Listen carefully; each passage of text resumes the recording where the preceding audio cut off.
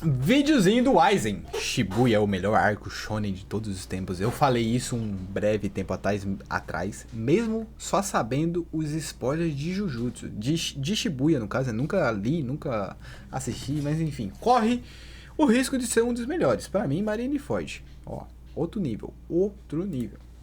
A essa altura do campeonato já é muito óbvio que eu sou muito fã de Jujutsu Kaisen. E assim como muitos outros fãs, o meu arco favorito é o do incidente de Shibuya. O título do vídeo obviamente é um clickbait, mas pra mim esse é sim um dos melhores arcos que eu já li em um mangá. Mas pra dar minha visão do porquê... Porra, aí ele já me desmascarou, pô. Aí já quebrou minha perna no início do vídeo, pô. Aí não, Aizen. Caralho, pô. Eu pensando que você ia cravar aqui, ó, que é o melhor mesmo, que ia apontar, porque pra mim, Aizen é religião, pô. Tudo que ele fala eu tô aceitando, mas porra, me quebrou. Porque ele é bom e porque Shibuya importa tanto, nós temos que dar uns passos para trás e entender a natureza do mundo de Jujutsu Kaisen. O grande tema de Jujutsu Kaisen é o equilíbrio, mas dentro disso você tem uma série de contradições que compõem essa sociedade. Essas contradições, de certo modo, formam seu próprio equilíbrio, ao mesmo tempo que alimentam a noção de uma nova sociedade que vai buscar o real equilíbrio. Durante a primeira temporada do anime, somos apresentados a uma série dessas contradições. Essas contradições estão presentes em primeiro lugar na própria natureza do Jujutsu, mas vamos um pouco por ordem. Logo no começo nós temos o protagonista Itadori, um garoto aparentemente comum que quer salvar pessoas, mas que dentro de si carrega o Senhor da Destruição. Uma contradição por si própria, mas que se aprofunda ainda mais quando percebemos que o objetivo de Itadori também é conflitante durante a primeira temporada. Ele é inserido no mundo Jujutsu com dois objetivos claros. O primeiro é um objetivo pessoal, salvar pessoas. O outro é um objetivo contraditório com o primeiro, mas também é um objetivo imposto a Itadori: coletar os dedos de Sukuna. Para continuar salvando, ele deve continuar aumentando o poder da criatura que é o puro mal. Agora, onde exatamente essa relação vai se desandar, a gente vai ver um pouco mais pra frente no vídeo. Depois, nós somos colocados as contradições que compõem os poderes da sociedade Jujutsu. Os clãs são guiados por um código desonroso, recheado de corrupção, sexismo e preconceitos. Vemos como Maki é tratada por sua própria família. É diminuída, excluída, abandonada... Rapidão, rapaziada. Esse arco da Maki é logo depois de Shibuya ou demora? Eu ia perguntar se era antes de Shibuya, mas nós já tá vendo Shibuya no anime, né? Isso é uma pergunta meio burra. Mas é logo em seguida? É o próximo arco? Top. Busca de uma sociedade ideal. Perfeita. As contradições se repetem na própria formação das escolas, Kyoto e Tóquio, os dois mundos Jujutsu sendo colocados um em frente ao outro. De um lado nós temos o garoto que carrega Sukuna, o homem que se desiludiu com essa sociedade, o filho da escória do clã Zenin, a nova escória do clã Zenin, e do outro nós temos a Zenin correta, a secretária do diretor e o herdeiro do clã Kamo. E então, no arco do passado do Gojo, entendemos que toda a fundação da escola Jujutsu é contraditória. Os feiticeiros, iluminados com esse ideal positivo de proteger os fracos, precisam da energia criada a partir de negatividades para prosperar. Geto, o número 2, para proteger, precisa usar do próprio inimigo. Tengen, para manter a luta contra maldições. Papo reto. Alguém já fez alguma pesquisa de quantas maldições o Geto tinha? Alguém sabe? Uma média? 1.000? 100? 1 milhão? 2.000? 3? Algo estável, precisa sacrificar um inocente. E uma parada que eu tava teorizando muito louca. Porque, tipo, tem o rei das maldições, né? Que é o Sukuna. Mas sabe que não tem o deus da maldição? Tipo, vamos dizer... O primeiro a ser feito, o cara mais pica, tá ligado? Não tem nesse clichê, não, em Jujutsu. É meio estranho, né? 4K pra frente, caralho. Então você tá querendo me dizer que quando o Geto luta, ele tá lutando, não é 1v1, ele tá lutando 4.001 contra 1, né? Se for ver esse critério, né, que o povo falou que tava 3-1 pro Sukuna.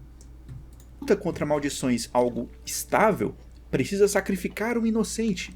O Jujutsu funciona como funciona porque um inocente deu sua vida para que isso acontecesse. Os feiticeiros salvam porque usam energia negativa para alimentar seus poderes. Não por acaso eu dou uma ênfase gigantesca em como o mundo Jujutsu opera do lado dos feiticeiros, mas Akutami não foge de mostrar como o mundo opera do lado das maldições. Papo os feiticeiros, reto. Teoricamente... Principalmente as frases do Marrito, tá ligado? Uma que pega muito, tipo... Você já parou pra contar quantas maldições você já matou, é a mesma parada, pô, tá ligado? É um Gente, contraste muito da hora, Marrito. fazem porque é o correto. Para que as maldições não se espalhem por todos os cantos, para que haja ordem.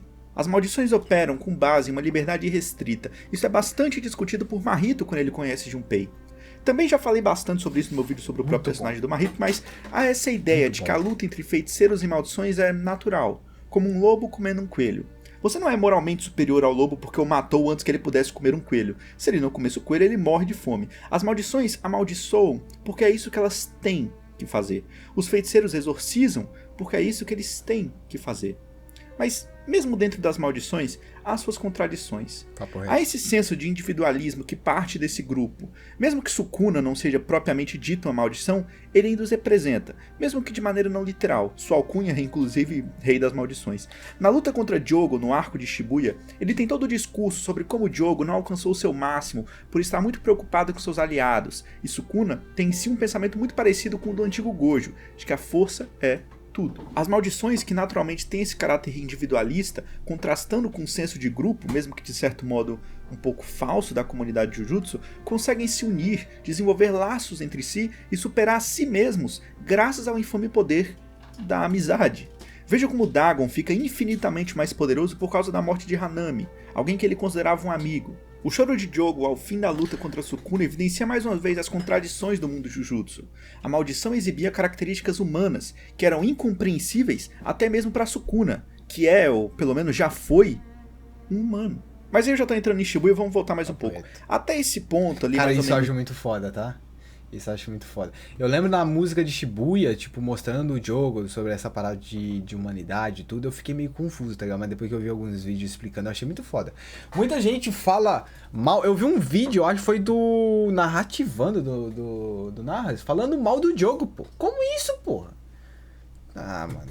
Entre o arco do passado do Gojo, Akutami está construindo o mundo Jujutsu e mostrando suas contradições e como tudo que o sustenta é frágil. Então o que eu vou querer apontar aqui é que Shibuya é justamente o ponto onde esse mundo se desmorona completamente. A pergunta que fica é, por que não desmoronou antes?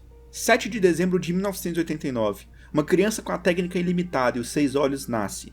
A partir desse dia, a balança do mundo mudava completamente.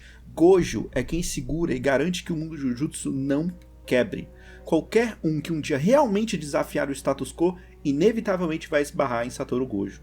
Dentro de Shibuya, inclusive, acompanhamos a história de 2 indivíduos que viviam à base de crimes até que Gojo nasce. Eles perdem sua liberdade, são alvos de uma submissão forçada. Mesmo o papel de Gojo envolve uma contradição aqui. Ele, o feiticeiro mais poderoso, o ideal na luta contra as maldições, é justamente quem permite que as maldições fiquem tão fortes quanto elas estão, como evidenciado no mangá ao falar que Gojo, ao nascer, também aumentou o nível de poder das maldições. Isso é loucura, dá para pensar nisso. É o começo da destruição do mundo Jujutsu, ao mesmo tempo em que dá para seus personagens uma noção muito mais clara de como alcançar o equilíbrio. Minha parte favorita de Shibuya é o momento em que Gojo é selado, tanto o capítulo em específico quanto alguns anteriores. Um detalhe muito interessante que adiciona ainda mais a compreensão do momento está presente só no volume. Eu não sei onde vocês vão achar isso online, mas se você tiver o volume 10 do mangá, ao fim do capítulo 88, há uma historinha adicional, um momentinho desenhado exclusivamente para o volume, onde é feito para os personagens a seguinte pergunta: quem é Satoru Gojo para você? Yuji responde que é um sensei. Nobara diz que não o conhece muito. Interessante. Nanami diz que ele é um egoísta. Maki o chama de idiota. Mas para cada um, tirando o Nanami, há um mas, um porém. Ele é um idiota, mas ele é um benfeitor. Porém, ele é um sensei. E além disso, ele é o mais forte. Essa é a minha página favorita de Jujutsu Kaisen. Cara, pica esse Expõe aqui. de maneira muito clara toda a questão envolvendo o personagem de Gojo. Ele é um monte de coisas, mas ele também é o mais forte. E é isso que o separa de todos. Em capítulos anteriores, desde o momento em que chega na estação de metrô, Gojo é mostrado como aquele que vai resolver tudo. E ele resolve, de certo modo. Muitos humanos morrem no processo e isso obviamente o abala. Mas tem mais. No vídeo sobre o Gojo eu falo bastante sobre isso. Sobre como Gojo passa a enxergar a sua força. Ela não é uma coisa realmente importante na prática. Cara, mesmo sendo mais forte... parando pra pensar assim, o Gojo é um personagem muito bem escrito, velho. Tipo, vendo esse flashback... Eu juro pra vocês, eu e a Teizane sempre falando assim, a gente focou mais no Geto. Tipo, como o Geto é bem escrito e tal, mas parando pra pensar, mano, o Gojo é muito bem escrito também, velho. forte, ele Não só em questão da, igual ele falou, não só em questão da força, em questão de tudo. Ele é tudo, pô. E ele também é o mais forte. perdeu seu único amigo. Para lidar com Geto, Gojo precisava melhorar a relação que ele tem com outras pessoas, mas ele foca em aumentar seu poder, simbolizado por sua barreira, que o separa de todos. Poder, não, é tudo. Mesmo assim, ele é Gojo, ele é o mais forte e tem que resolver a situação. O incidente no metrô é o momento mais expressivo de Gojo no mangá. Ele parece um monte de vezes surpreso, animado, pensativo, indiferente, empolgado, em choque. E para um cara que não costuma falar como está se sentindo, as expressões faciais são a chave para entender o que se passa na sua cabeça. No fim de tudo, ele deve mostrar o que significa ser o mais forte, e o narrador exalta como 1000 humanos transfigurados foram mortos pelas mãos do feiticeiro Jujutsu mais poderoso. Não pode ser coincidência o fato de que justo nesse quadro, que exalta Gojo apenas como feiticeiro número 1, ele parece tão cansado. Como se todo esse poder fosse, no fim de tudo, só um fardo. Parece que Satoru Gojo não é nada se não estiver sendo Satoru Gojo. Depois disso, ele é selado em uma página também muito bonita. Ele vê o olho chorando sangue, seu rosto tem manchas de sangue, ele olha pro olho e vê um vazio, e então foge. Eu já vi muitos comentários feitos sobre esse momento e o que ele significava. Alguns dizem que Gojo não vê seu rosto porque não se enxerga como um indivíduo completo. Outros falam que ele vê um vazio que simboliza a morte, o que o assusta. Outros falam que ele vê um vazio que simboliza seu poder. E ele foge por entender a gravidade da situação. Eu estou um pouco mais inclinado à primeira versão, principalmente por conta do que acontece depois. O choque ao ver Geto novamente. O foco em seu rosto manchado de sangue, como se fossem lágrimas, para mim representa a tragédia da amizade entre os dois. Ele sempre viu Geto como um amigo, mas se seu amigo tivesse morrido em um contexto normal, entre aspas, Gojo choraria lágrimas normais. Mas ele teve que matá-lo. Então a tragédia da situação está aí. Gojo não chora, mas a mancha de sangue simboliza a lágrima que ele nunca derramou abertamente por Geto. Uma lágrima de sangue, porque ele matou seu amigo. As memórias daquela época inundam sua cabeça, de um tempo onde ele tinha alguém para entendê-lo. E é interessante como aqui, Gojo não é definido por seus poderes. Os 6 olhos falham em reconhecer a verdade. Seu poder indica que aquele é Geto, mas sua alma diz que aquele não é seu amigo. Gojo tem alma. A questão é justamente essa. Os personagens e o próprio narrador só não parecem estar muito interessados nisso. Agora, vamos lá. Se Gojo é quem garante uma certa estabilidade... Antes de tudo. Eu pensei que ia ser um vídeo falando mais sobre o arco de Shibuya em si, mostrando mais spoiler, mas até agora eu não recebi quase nenhum spoiler. Tirando a parte do Dagon ali, mas não é muito relevante o Dagon, porque eu já sabia da morte da Hanami. Mas, cara, ele tá buscando um bagulho mais Satoru Gojo, mais simbólico, tá ligado? Sei lá, mano. O Aizen é pica, tá? O Aizen é brabo. Aizen, na moral, eu te darei um beijo na boca agora. No mundo. Filosofia pura, O que acontece quando ele, o ideal dessa ordem, vai embora? O Jujutsu desmorona. Não à toa, depois que Gojo é selado, Ogami não consegue mais controlar seu neto, que passa a ser consumido pela alma de um outro ser, a antítese de Gojo, o macaco mais forte, o homem com 0 energia amaldiçoada. Toji. Com o fim do maior agente da Ordem, volta à vida um dos grandes agentes do caos. Nós já falamos sobre o retorno de Toji no vídeo sobre ele. Teve um detalhe que comentaram nesse vídeo que eu não havia percebido. Quando Toji é trazido de volta à vida, seus olhos são pretos. Ele é um puro agente do caos, atacando unicamente os mais fortes. Mas quando ele ouve o nome de Megumi, seus olhos estão normais. É o momento em que ele recobra sua consciência e entende o que a escolha de seu filho de adotar o nome Fushiguro significa. Foi uma Megumi boa decisão. É um feiticeiro hipócrita. Ele nunca teve essa visão idealista do feiticeiro como Yuji tem. Seu papel não é salvar as pessoas de maneira indiscriminada, é salvar quem ele julga como merecedor disso, quem ele julga como bom. Megumi é o nosso primeiro contato. E isso teve muito na primeira vez que ele ficou pensando, será que eu salvo o Itadori ou não, tá ligado? Papo reto, mano, esse aqui... Cara, loucura, mano, loucura. Mas ele não é um modelo a ser seguido. Essa é uma das maiores qualidades de Jujutsu Kaisen, que eu falei bastante no vídeo sobre Yuji. Ele cria um cenário padrão, familiar. É um protagonista gentil, gente boa, colorido, que carrega um demônio dentro dele. O protagonista não tem uma família definida, mas ele se mantém forte em seus ideais. E então o mangá quebra tudo isso, colocando no protagonista essa visão altamente idealista do que é ser um feiticeiro, com essa visão romântica de salvar as pessoas, como se isso fosse um grande objetivo, um grande propósito. Aí a obra nos mostra um cara exatamente igual ao protagonista. Ou você acha que o fato do Geto comer maldições e o Yuji começar a série comendo os dedos de Sukuna é só uma coincidência? A série mostra Talvez, esse cara mas... que tinha a mesma visão idealista e vai trabalhando em como ele desceu em uma espiral perigosa, que no fim o fez ser morto pelo seu melhor amigo. Yuji não é realmente especial, ele é mais um seguindo a natureza de sua ocupação. Mahito é quem abre seu olho para isso. Ele é um feiticeiro, seu trabalho é exorcizar, não tem glamour, brilho, beleza. Se Yuji vencer, ótimo, se ele perder, ele é substituído. Mahito não tem um grande plano, uma força sobrenatural que o move, ou uma história triste de fundo que o motiva a ser mal e acabar com a vida dos inocentes. Ele é só uma maldição. É isso que ele tem que fazer. Por isso Mahito é o antagonista ideal de Yuji. A ideia de que nada disso é tão importante assusta o protagonista durante boa parte da obra. E não à toa também, o maior antagonista de Jujutsu Kaisen é Kinjaku.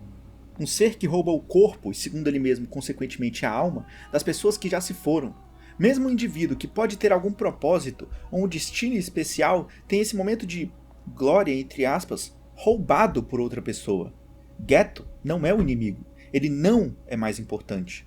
O arco continuou trabalhando em cima dessa disputa entre ordem e caos, com a mensagem final sendo um equilíbrio que deve ser buscado de alguma forma.